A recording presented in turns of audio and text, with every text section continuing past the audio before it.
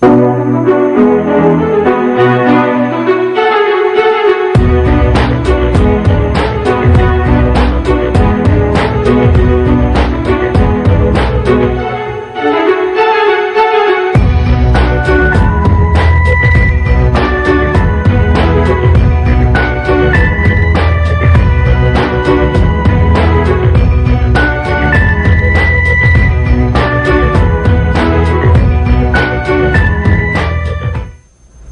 evening and welcome to For Crying Out Loud, a live edition here on Blab TV channel 21. Tonight we're going to be talking to a very special guest, Dr. Scott Strader, and we're going to be talking about ADD and ADHD. Please do ring up with your questions. I shall give you the number a bit later on in the show, but first let me introduce my guest to you. Hi Scott, welcome for coming to me. Thank you, great to be here.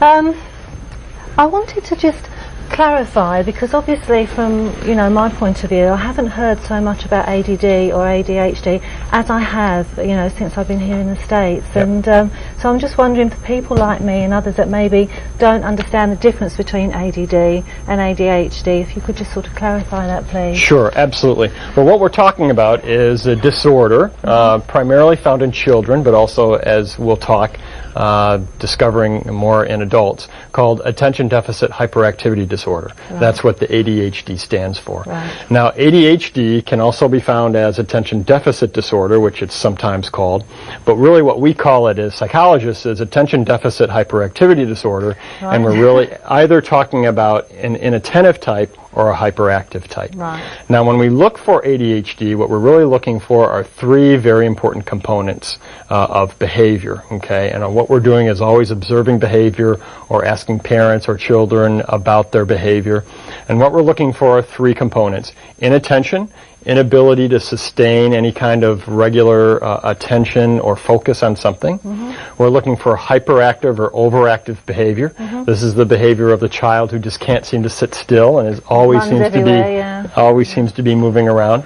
And then the third component we look for is impulsivity, or an inability to really control one's thoughts, feelings into behavior. So being impulsive and not thinking before they act. Do you, could some parents say that's little Johnny, or that's, because sometimes with your own children, I know my own children were younger and the way they were at times, I think, God, could they have been ADD? Obviously for some parents, what is really important is finding out what the difference is between having ADD or ADHD and that of just being a very hyperactive child running around everywhere driving the parents mad. That's right. So, what steps can parents do? What would they do if I came to you and said, look, I'm not sure, but I think, I may have a problem here. What will I do? What will happen next? Sure.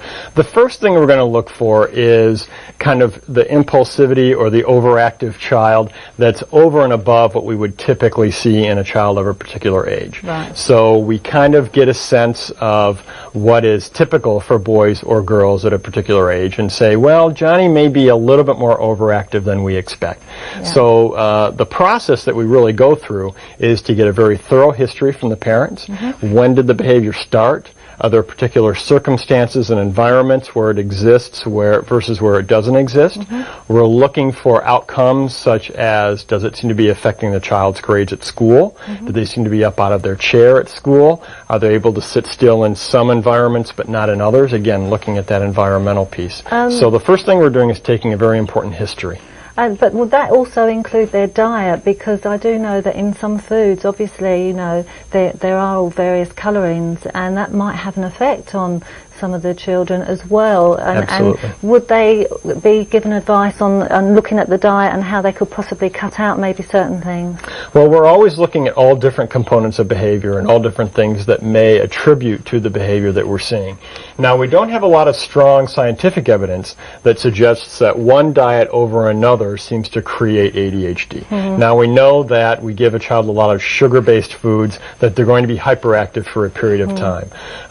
But even a consistent diet in that way doesn't seem to lend itself to the same kinds of things that we see in attention deficit hyperactivity disorder. So we may give some parents some advice about, let's try and restrict the diet of sugar, or maybe we should try these foods over those foods. But we haven't seen a strong scientific link that suggests that diet alone leads to something like ADHD. Yeah, I mean, obviously it depends, doesn't it, on some Always. children. I do know that if you do cut out the colourings, they can actually calm down. For some children, it doesn't make any difference. So obviously that would then confirm that it's more than just that of their diet. That's but right. what about our genetics from our family? Is that something as well that, you know, either you would look at or is taken into consideration? Sure. You know, is there any sort of research on that? Absolutely. Now, we're calling ADHD, really what we call it is a brain disorder or a neurological disorder. There seems to be some kind of component to brain structure or function. We don't really know exactly what that is, and it seems to take different forms in different children. But there certainly is a strong link to suggest that it's something certainly that has to do with the structure of the brain that seems to affect these kinds of children, or seems to affect children in these kinds of ways. Now, what we're also finding with that then is that if the parents tend to have more of that kind of history in their childhood, that it's more likely that we see it in the children. Yeah. Now, whether we don't have a direct genetic link yet, we can't say that it's this gene that causes ADHD, but we're certainly seeing a familial trend that suggests that if it's present in family members, it's more likely to be occurring in the child. Oh, it's so interesting, you know, you hear so much about all the genetics and the DNA. It's a very popular area to talk about right now. I was trying to read up on it, and my mind was boggled by it all, and between the so many sort of like differences, and I kept saying, were drugs necessary? Is something that we really need to use? Because there are two particular drugs, isn't there, that they are treated with? Yes. First, let me say that I think that this whole kind of knowledge base about ADD and ADHD is still growing. Yeah. We don't pretend to know everything that we need to know about ADHD, and that's why I think parents get frustrated sometimes, because they'll see three different professionals and get what they believe to be three different answers. Yeah. And it's because we're kind of still focused on what really causes ADHD and what treatments seem to be most effective. Because it is relatively new, isn't it? I mean, obviously it's grown over the last 10 or 15 years, but the whole concept of this is relatively correct. The whole new. concept of ADHD is really probably about 20 years old, maybe 25 years old. But really the bulk of our knowledge base about it is 10 to maybe 15 years old.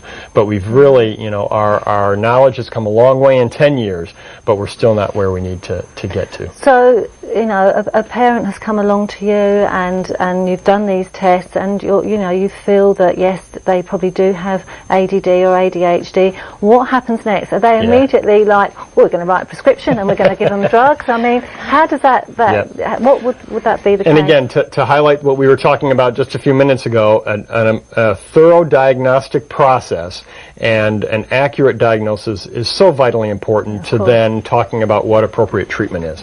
So something even more than a doctor's visit is usually what I recommend. Psychologists such as myself have a battery of tests that we can administer to children, in addition to then collecting that thorough history that I talked about a few minutes ago, to really arrive at a good answer for the family. So what is one of those tests? Well, I wish there was one test that could give us that answer. Yeah. I usually look at things like intellectual functioning, so we'll do an intelligence test. We'll do a test that looks at academic achievement to see if there's any effect there. And then we also have some self-report measures that both the children and, depending on the age of the child, and the parents fill out, that then we can compare their responses to a history or a number of other people who have I'm glad that you completed the said with the test. parents as well, because I do think that's good that you know that you absolutely. work together, and it's not just a case we put Johnny there and then I certainly understand that 2 hours with Johnny is not going to give me the kind of information that 12 years or even 6 years with Johnny from the parents because has. obviously I take it then that when you do go ahead and you do the drugs and everything that you need to do in order to minister that it has to work, you know, side by side with the Absolutely. parents, because they may need some form of guidance.